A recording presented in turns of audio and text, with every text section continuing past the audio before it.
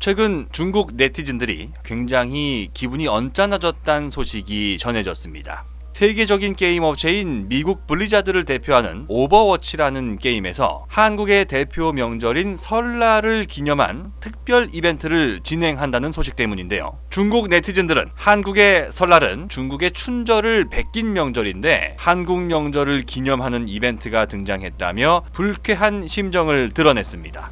심지어 우리나라 국기인 태극기를 모독하는 중국인이 나타날 정도로 말입니다. 그런데 예의라고는 찾아볼 수 없는 일부 중국인들의 행태 때문에 오히려 중국의 몰지각한 과거 행적들이 다시 한번 재조명받고 있는 상황인데요. 뛰어난 것을 창조하는 첫걸음은 이미 검증된 뭔가를 베끼는 것부터 시작하는 것일지도 모릅니다. 그렇기 때문에 모방은 창조의 어머니라는 말도 있는 걸 텐데요. 그렇게 친다면 과거부터 모방을 일삼아왔던 중국은 창조를 거듭해온 대한민국의 어머니가 맞습니다. 지금은 많이 개선됐다고는 하지만 여전히 중국에서는 가짜 상품, 즉 중국 당국의 허가를 제대로 받지 않았거나 뇌물 등 부정한 방법을 써서 편법으로 만든 불량 제품들, 가령 2000년대 중반 멜라민 분유 사건이나 가짜 약 사건 때문에 수많은 인명피해가 발생됩니다. 2000년대 초반 미국 워싱턴 포스트는 중국 지방정부가 뒤를 봐주며 만든 가짜약 때문에 한 해 20만 명이 목숨을 잃는다고 보도한 바 있는데요. 라면, 화장품 등 필수 소비재부터 전자제품에 이르기까지 꾸준하게 한국 제품을 베껴오던 중국은 2010년대 들어서며 아예 한국 느낌의 자체 브랜드를 만들어서 한국 기업인 척 영업도 벌였습니다. 대표적인 사건이 많은 한국인들의 공분을 샀던 무무소 사건인데요. 떡하니 한글로 뭔가를 적어놓은 간판에 한글로 적혀있는 한국 제품을 파는 것처럼 보이지만 사실은 중국인이 차린 회사에서 마치 한국 제품인 것처럼 중국 제품을 속여서 팔아왔던 겁니다. 한류로 위장한 가짜 중국 상품을 한국 제품인 것처럼 팔았던 무무소. 그러한 제품을 쓰면서 생길 수 있는 불만은 결국 한국 제품에 대한 이미지 실추를 낳게 됩니다. 이런 극히 일부 악덕 중국인들의 행태는 결국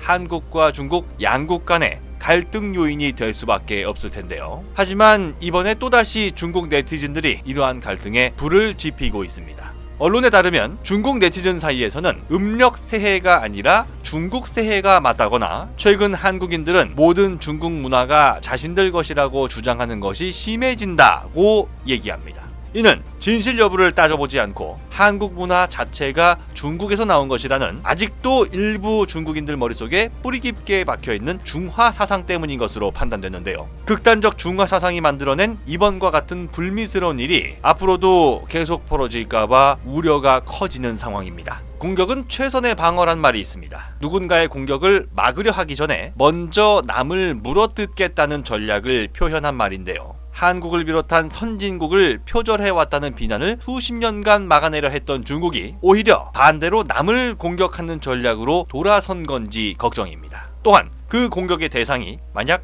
대한민국이 된 것이라면 양국의 앞날에 커다란 불행이 되지 않을까요? 프랑스 속담 중에 이웃이 좋으면 매일이 즐겁단 말이 있다고 합니다. 아무쪼록 우리나라가 이웃 국가들과 좋은 관계를 회복하면서 20억 넘는 동아시아 국가 국민들의 삶이 매일매일 즐거움으로 가득 차기를 기원합니다. 곧 새로운 내용으로 다시 찾아뵙겠습니다. 좋아요 버튼과 구독 버튼을 눌러주시면 더 좋은 컨텐츠로 보답하겠습니다. 감사합니다.